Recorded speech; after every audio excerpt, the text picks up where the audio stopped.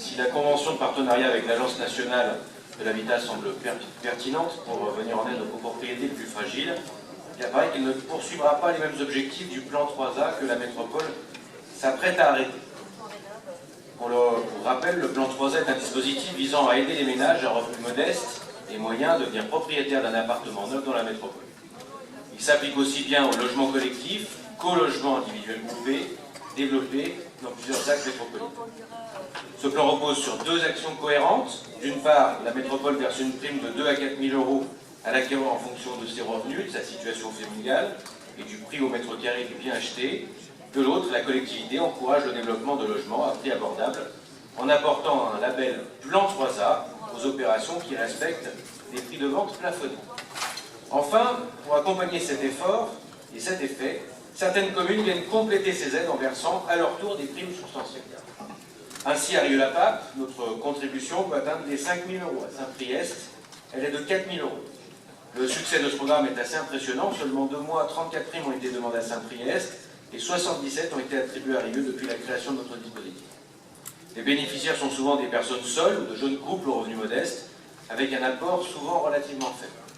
Les promoteurs reconnaissent que cette prime est d'ailleurs une réelle aide à l'accession.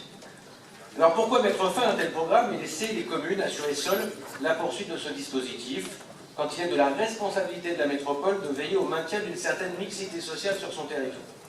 Car oui, c'est bien de mixité dont il s'agit. La métropole est un fait, et il appartient aux responsables politiques qu'elle profite à tous. C'est une chance, en effet, pour nos territoires de faire partie intégrante d'une des plus importantes métropoles de France. C'est une chance de pouvoir bénéficier de toutes ces synergies. Mais sans l'intervention des politiques, la métropolisation deviendra gentrification. La croissance constante des prix de l'immobilier dans les métropoles exclut peu à peu les classes moyennes et populaires. Cette migration immobilière se réfugie dans les périphéries, laissant les classes les plus aisées profiter des avantages de la métropolisation. Une étude statistique immobilière, en 2018, par les notaires de France, met en évidence ce phénomène dans les 17 métropoles de province. De 11e métropole la plus chère en 1997, Lyon est passée en 3e position actuellement. Si rien n'est fait, peu à peu la métropole de Lyon deviendra une citadelle imprenable, une agglomération réservée aux classes les plus aisées et aux quelques bénéficiaires du parc social qui occuperont les postes à faible qualification qu'une ville-État exige. Une ville qui fera tout pour dissuader, une agglomération qui fera tout pour dissuader les habitants de sa périphérie, relégués au rang de métropolitains de seconde zone, de s'y rendre en voiture. Capitale de la soie, on deviendrait ainsi la ville de l'entre-soi. Ici pourtant, c'est la métropole de Lyon, pas la métropole de Paris. La colline qui prie vit en face de la colline qui travaille. Vous me direz que cette ségrégation immobilière est inacceptable pour une métropole qui vante pourtant et partout son ouverture au monde, et vous aurez raison.